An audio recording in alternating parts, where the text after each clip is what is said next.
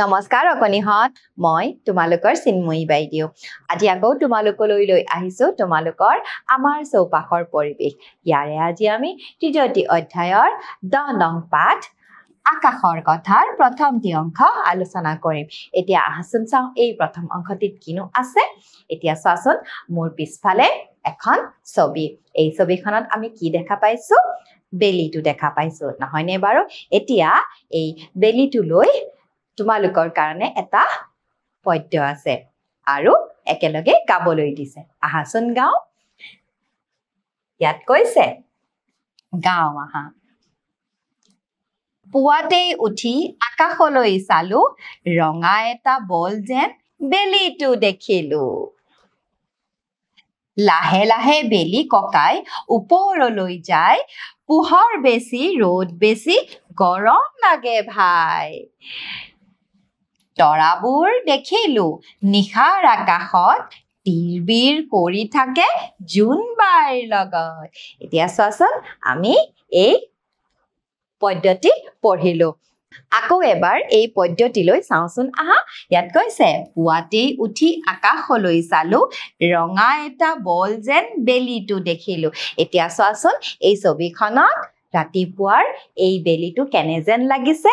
ৰঙা এটা বল যেন লাগিছে নহয়নে বাৰু তাৰ মানে আমি যেতিয়া ৰাতিপুৱা বেলিটো লৈ চাও বেলিটো কেনে যেন লাগে ৰঙা এটা বল যেন লাগে নহয়নে বাৰু ইয়াৰ পিছত চোৱাচোন ইয়াত কৈছে লাহে লাহে বেলি ককাই ওপৰলৈ যায় পোহৰ বেছি ৰ'দ বেছি গৰম লাগে ভাই আৰু যেতিয়া সেই বেলিটো লাহে লাহে মূৰৰ ওপৰত উঠে তেতিয়া পোহৰ বেছি হৈ আহে আৰু লগতে গৰমো লাগে নহয়নে বাৰু ইয়াৰ পিছত আকৌ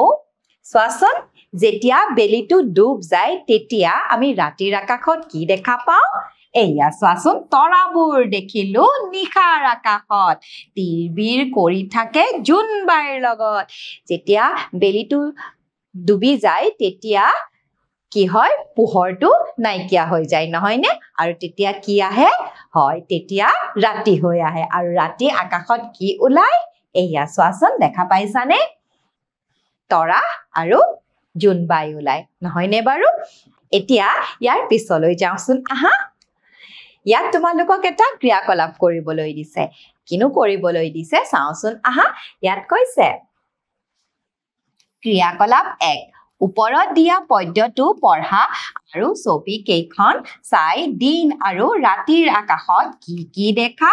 পোৱা যায় তালিকাখনত লিখা এতিয়া চোৱাচোন আমি পদ্যটো পঢ়িলো নহয়নে বাৰু আমি বেলিৰ বিষয়ে পঢ়িলো দিনৰ আকাশ আৰু ৰাতিৰ আকাশৰ বিষয়ে হয়নে এতিয়া চোৱাচোন এই দুয়োখন ছবিত দিনৰ আকাশত আমি কি কি দেখা পাইছো আৰু ৰাতিৰ আকাশত আমি কি কি দেখা পাইছো এই তালিকাখনত লিখিব লাগে এতিয়া আহাচোন লিখো এতিয়া চোৱাচোন ইয়াত দিনৰ আকাশত আমি কি কি দেখা পাইছো বাৰু বেলিটো আৰু ডাৱৰসমূহ দেখা পাইছো নহয়নে বাৰু গতিকে আমি ইয়াত লিখিম বেলি আৰু ডাৱৰ দেখিছো আমি নহয়নে বাৰু তাৰ পিছত ৰাতিৰ আকাশত আমি কি দেখা পাইছো বাৰু এয়া চোৱাচোন ৰাতিৰ আকাশত আমি তৰা আৰু জোনবাই দেখা পাইছো নহয়নে বাৰু গতিকে আমি ইয়াত লিখিম জোনবাই আৰু তৰা নহয়নে বাৰু এতিয়া চোৱাচোন দিনৰ আকাশত আৰু ৰাতিৰ আকাশত আমি কি কি দেখা পালো এই তালিকাখনত আমি লিখিলো এতিয়া ইয়াৰ পিছলৈ যাওঁচোন আহা ইয়াত কিনো কৈছে চাওঁচোন আহা ইয়াত কৈছে